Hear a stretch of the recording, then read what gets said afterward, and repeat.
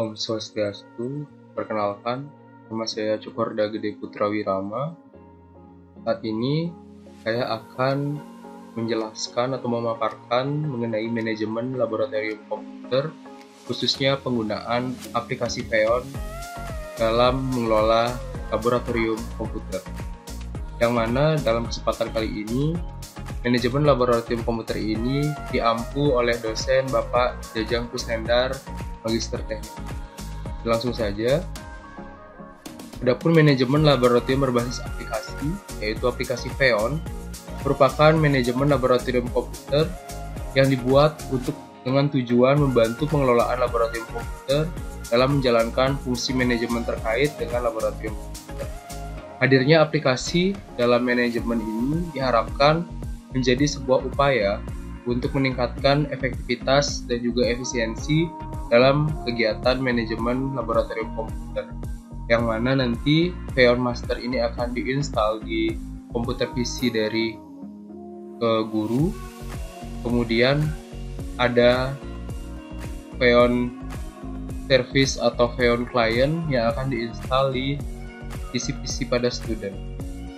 Adapun aplikasi ini dapat digunakan untuk memantau atau monitoring semua komputer dalam laboratorium. Jadi semua komputer klien yang terhubung dan telah dikonfigurasi bisa dipantau dalam satu jaringan, yaitu bisa wireless maupun menggunakan kabel. Kemudian aplikasi Pheon ini juga dapat digunakan sebagai kontrol pada komputer klien. Jadi semua komputer klien yang terhubung dan juga telah dikonfigurasi dapat dikontrol. Jadi penggunaan aplikasi Pheon ini dapat digunakan sebagai memonitoring sekaligus mengontrol semua komputer klien yang ada di laboratorium komputer. Jadi komputer ini nantinya akan dalam satu jaringan, baik jaringan Wi-Fi atau nirkabel maupun dengan kabel. Jadi semua yang terhubung dalam satu jaringan akan bisa dikontrol, baik dimonitor maupun dikontrol. Gitu. Kemudian ada pun fitur-fitur yang ditawarkan menggunakan aplikasi Pheon. Yang pertama yaitu monitoring. Dalam metode ini kita dapat memiliki gambaran komputer yang kita lihat. Kemudian ada fitur full screen demo dan window demo. Jadi nanti kita bisa mendemokan langsung di hadapan layar klien dengan mendemokan dari komputer server. Seperti itu. Jadi kita bisa mempresentasikan layar kita ke layar yang ada di komputer klien atau komputer siswa tersebut. Kemudian ada fitur lock. Jadi kita bisa mengunci, tidak bisa menggerakkan komputer di komputer siswa. Itu tujuannya agar siswa bisa lebih fokus ketika kita menjabarkan materi yang sedang kita ajarkan depan lab komputer misalnya. Kemudian kita bisa melihat atau menyaksikan aktivitas, baik kita bisa melihat saja, sekaligus juga kita bisa mengontrolnya secara langsung, secara detail, dan juga mengintervensi dari komputer siswa. Itu kegunaan yang keempat. Kegunaan yang kelima dari fitur Pheon ini, yang pertama, kita bisa menyalakan langsung komputer menggunakan fitur power on. Kemudian kita juga bisa melakukan reboot atau restart komputer dari siswa atau komputer klien.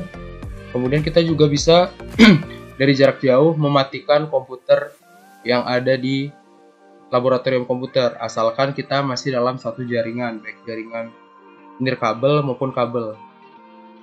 Kemudian kita bisa melakukan text message, jadi kita bisa mengirimkan pesan langsung kepada siswa secara pribadi ke dalam komputernya. Jadi akan terlihat langsung pesan teks kita kepada komputer klien atau komputer siswa. Itu beberapa fitur-fitur yang ditawarkan oleh Pheon.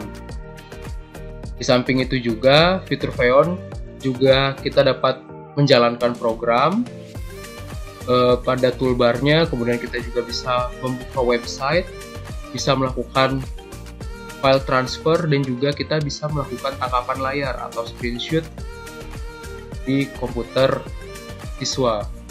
Itu yang bisa ditawarkan oleh fitur yang ada di aplikasi Phaeon. Kemudian adapun persyaratan hardware dan juga software dalam aplikasi Phaeon ini. Yang pertama, hardware-nya setidaknya itu memiliki 2 GB RAM. Dan Phaeon Master juga memerlukan 20-30 MB per komputer klien. Jadi semakin tinggi RAM-nya akan semakin bagus. Kemudian Windows-nya ini bisa kompatibel pada Windows 7, Windows 8, atau Windows 10, atau 32 bit dan 64 bit. Yaitu dari segi hardware dan software itu tidak terlalu memberatkan, jadi rata-rata komputer juga sudah memiliki setidaknya 2 GB RAM-nya ya. Adapun tahap-tahap penggunaannya, bagaimana cara kita mengaplikasikan aplikasi Phaeon ini ke komputer atau ke lab komputer kita. Yang pertama, tahap instalasi. Jadi kita bisa mengunduh aplikasi Phaeon ini di phaeon.io. Kemudian kita pilih menu downloadnya, nanti kita akan langsung dihadapkan ke dalam fitur ini. Jadi kita bisa sesuaikan nanti apakah itu Windows 64 bit atau Windows 32 bit. Itu kalau kita menggunakan Windows. Kemudian kalau kita menggunakan Linux juga kita bisa. Nanti kita lihat dulu spesifikasi dari komputer kita, apakah 64 atau 30. Kemudian setelah terinstall, nanti dibedakan ya, installnya itu ada install untuk master dan juga install hanya untuk klien saja. Jadi nanti kita akan demokan langsung bagaimana instalasinya. Kemudian kita lanjut ke konfigurasi master. Jadi konfigurasi master ini untuk membuat AutoCANSI key dan juga nama lab yang akan kita gunakan. Jadi nanti setelah kita membuat AutoCANSI key, kita akan export data ini ke flash disk, kemudian kita buatkan nama labnya, kemudian baru kita gunakan AutoCANSI key ini ke konfigurasi key yang ada di klien. Jadi kita masukkan dengan mengimport AutoCANSI key masternya yang sama. Jadi gunakan AutoCANSI key yang sama untuk setiap komputer klien dengan satu master seperti itu. Setelah nanti kita lakukan konfigurasi baik di master maupun di klien, baru kita bisa menggunakan untuk pemantauan dari master ke klien. Ini bentuknya akan seperti ini, tapi ini mohon maaf masih orange, tapi nanti kita akan menggunakan yang benar seperti apa. Jadi kita langsung akan demokan bagaimana kita memonitor sekaligus mengkontrol dari dari master ke klien gitu. Oke, itu pengenalan aplikasi Phaeon. Untuk lebih mudahnya nanti kita akan langsung masuk ke demo. Terima kasih. Baik, langsung aja kita akan mendemokan bagaimana kita akan menginstalasi Phaeon Master di dalam sebuah komputer. Jadi pertama kita cek dulu spesifikasi yang akan kita komputer yang akan kita gunakan dengan cara kita klik this PC atau my computer mungkin di komputer yang ada. Kemudian pada tulisan this PC ini kita akan cek propertiesnya. Nah, akan muncul layar seperti ini. Nah, ini adalah nama komputer kita. Ini bisa diganti ataupun bisa ditetapkan. Kemudian ini adalah spesifikasi dari RAM kita, yaitu 4 GB. Jadi kan untuk minimalnya adalah 2 GB. Ini sudah memasuki spesifikasi dari penggunaan Phaeon. Kemudian ini untuk sistem type kita, apakah 34 atau 64 bit. Jadi ini adalah sekitar 64 bit ya. Jadi ini bisa digunakan untuk menginstal Phaeon, aplikasi Phaeon atau yang akan kita gunakan sebagai master ya. Kemudian kita masuk ke internet. Jadi kita akan ketikkan phaeon.io/n/download. Setelah kita masuk, inilah layar ketika kita akan mendownload Xeon. Jadi kita sesuaikan Windows kita, kemudian kita download sesuai dengan Windows kita, apakah 64 atau 32 bit. Karena ini 64 bit, kita download 64. Kita download.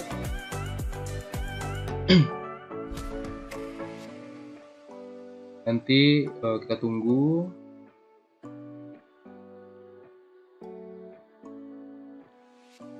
Nah, setelah terdownload, kita buka langsung aplikasinya. Seperti ini, kita klik yes. Nah, ini akan muncul seperti ini. Kita run biasa, agree, kemudian kita klik next. Nah, ini perbedaan antara server yang akan kita gunakan sebagai master dan juga server yang kita gunakan sebagai klien. Ketika muncul notifikasi seperti ini, yang digunakan sebagai master kita centang keduanya, ya. Kemudian setelah itu baru kita klik install. Nah, karena sudah terinstall sebelumnya Xeon yang ada di komputer ini sebagai master, jadi tahap install ini bisa saya gini kan ya, kita skip. Nanti kita lanjut ke bagian klien seperti ya. Jadi ini sudah terinstall. Nanti akan ada dua, yaitu Xeon dan juga konfigurasi key. Ini kita sudah terinstall. Kita lanjut bagaimana mengkonfigurasi.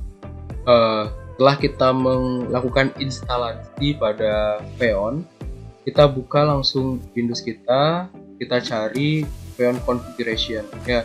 Tapi kalau jika tidak terlihat di sini Xeon configuration, kita bisa ketikkan di sini Xeon configuration. Nah, konfigurator ini setelah kita buka, kita klik yes. Nanti di bagian general untuk bahasa Inggris, nanti kalau untuk bahasa Indonesia namanya umum, kita ganti metode ini menjadi Key-File Authentication. Sudah, jika sudah, kita langsung apply.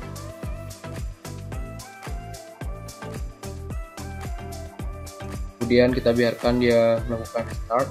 Kemudian setelah kita ganti bagian generalnya menjadi Key-File Authentication, kita masuk ke bagian Authentication Keys. Kemudian kita buat create key pair. Jadi kita bisa buat apa saja namanya. Mungkin kita buat sesuai dengan nama kita, misalnya Cokorda. Kita create. Nanti akan muncul dua kunci private dan juga kunci public. Jadi nanti kunci public ini bisa kita ekspor ke ini, nanti kita simpan di dalam flash disk. Karena sementara kita simpan di sini dulu, nanti kita import langsung ke flash disk juga nggak apa-apa, kita transfer nggak apa-apa. Jadi setelah berhasil kita ekspor, kemudian kita masuk ke dalam location dan juga komputer. Di sini kita create apa nama lab yang akan kita pergunakan dengan tanda klik 2 kali. Kemudian mungkin kita buat namanya lab komputer seperti itu. Kemudian yang di sini komputernya inilah nama komputer yang ada di komputer klien kita. Jadi kita mencari namanya komputer klien dengan cara seperti ini nanti ya. Kita masuk ke folder, kita masuk ke disk PC, kemudian kita masuk ke propertiesnya. Jadi nanti nama kliennya kita sesuaikan. Kalau ini nama masternya adalah laptop HJ sekian, nanti di komputer kliennya sesuaikan namanya seperti apa. Ya, kita lanjut ke komputer configuration, kita tambah di sini. Kita double klik dulu, kemudian namanya samakan dengan komputer klien kita. Namanya adalah laptop. Seperti ini kalau di komputer klien saya seperti ini namanya. Jadi nanti disesuaikan dengan komputer klien Bapak Ibu ya. Ini kita copy, Kemudian kita masukkan ke host address-nya, samakan namanya. Setelah itu kita apply.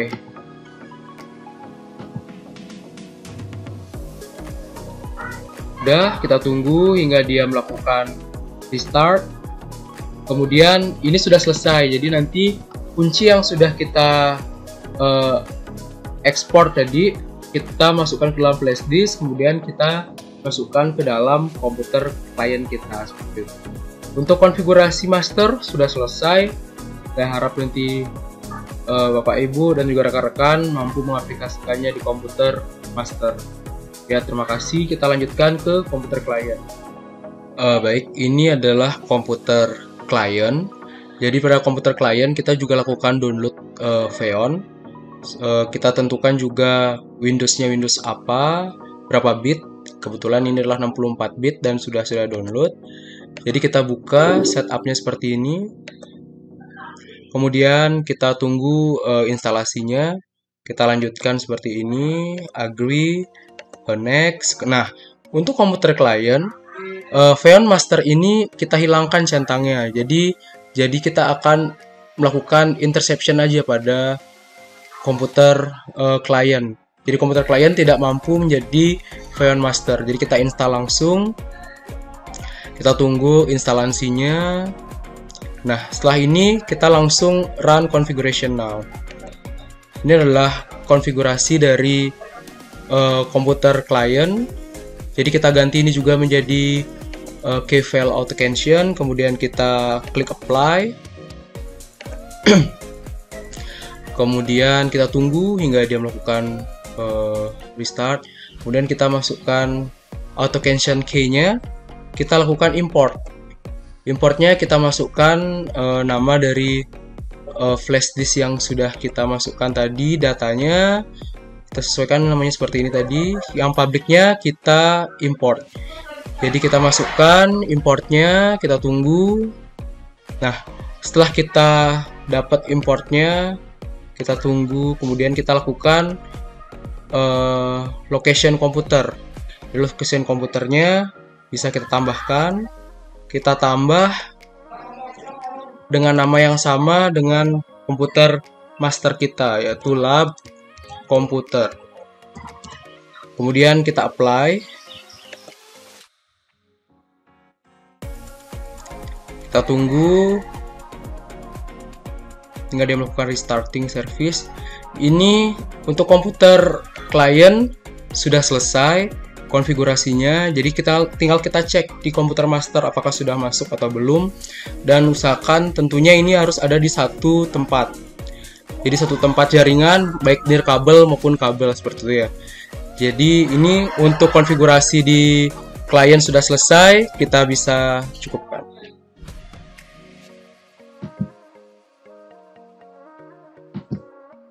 Nah, ini adalah komputer master kita.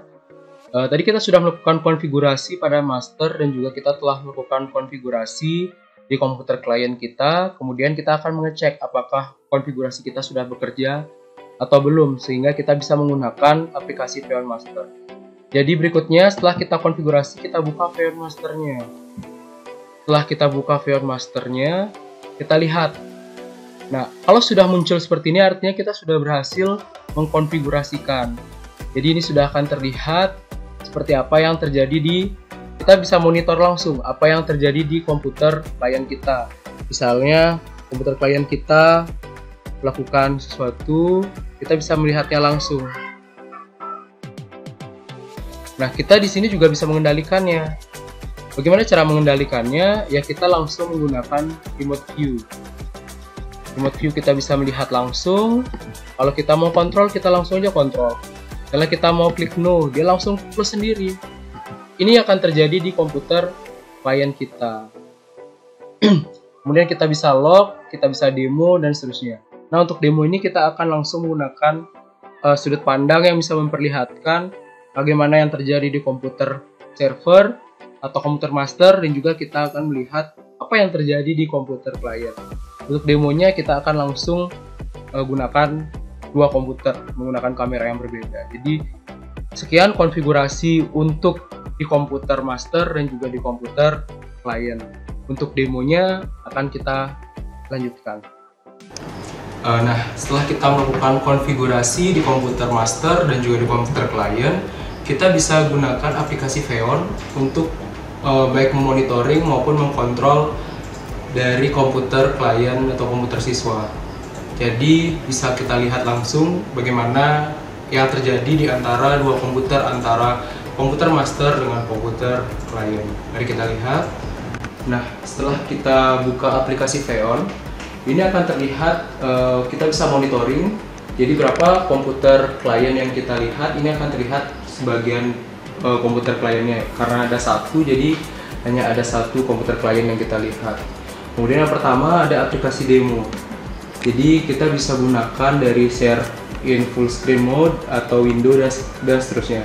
Nah, ini akan terjadi jika kita menggunakan demo secara full screen. Jadi full screen kita akan langsung tercopy di komputer klien. Jadi apa yang kita gunakan akan sama. Misalnya saya menggunakan PowerPoint misalnya. PowerPoint ini akan juga terbuka di komputer klien. Seperti itu. Tanpa saya menyentuh apapun, dia akan langsung terbuka dengan cara mendemokan. Misalnya seperti ini. Bisa kita delete. Ini akan langsung terdemokan di komputer klien.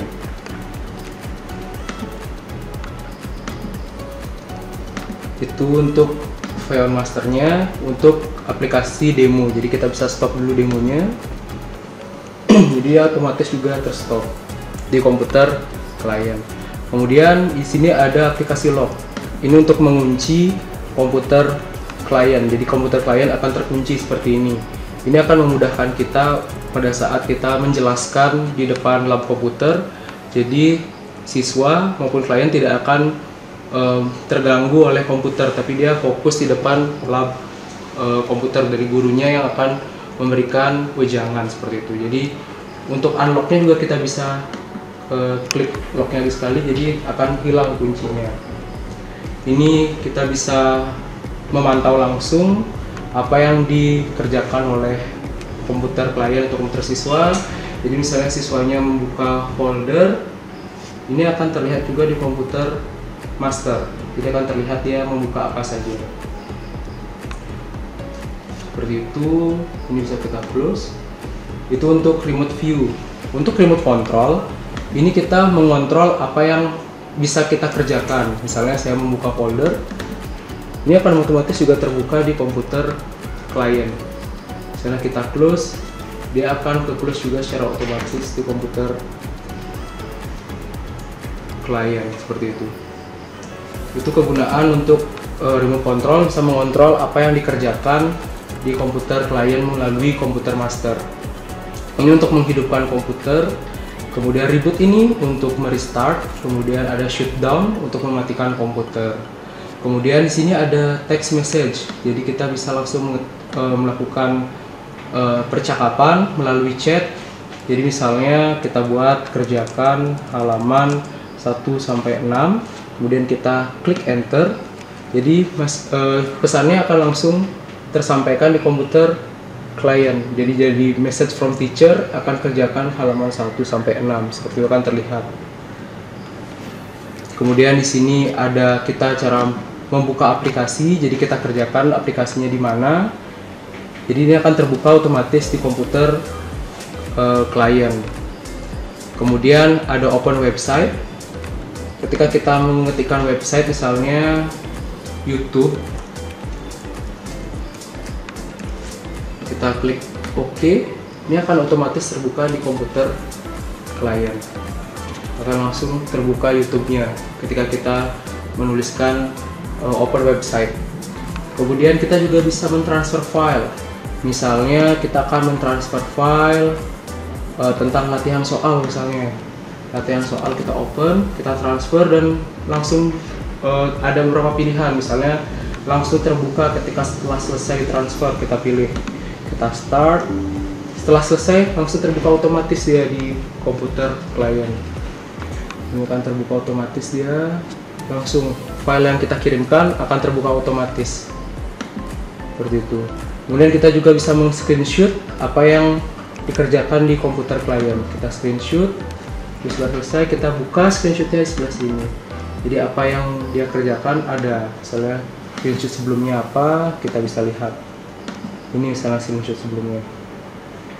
Seperti itu adalah kegunaan atau fitur-fitur dari aplikasi Feon ini.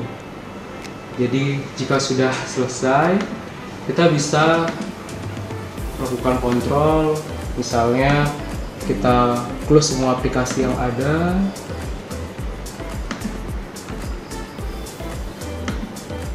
Nah, kemudian mungkin kita akan lakukan shutdown.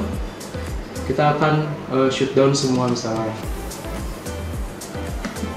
Ini akan otomatis shutting down. Seperti itu contoh penggunaan dari aplikasi Feon dari komputer master ke komputer klien atau komputer siswa. Jadi ada untuk view-nya, kemudian kita bisa juga mengkontrol secara langsung apa yang akan dikerjakan oleh komputer klien atau komputer siswa, seperti itu. Jadi sekian yang dapat saya presentasikan bagaimana cara penggunaan aplikasi Feon dalam pengelolaan dan juga manajemen dari lab komputer. Jadi diharapkan dengan aplikasi Feon ini kita mampu mengelola lab komputer menjadi lebih baik dan juga lebih efisien ketika kita mengajar di lab komputer. Jadi terima kasih dan santai.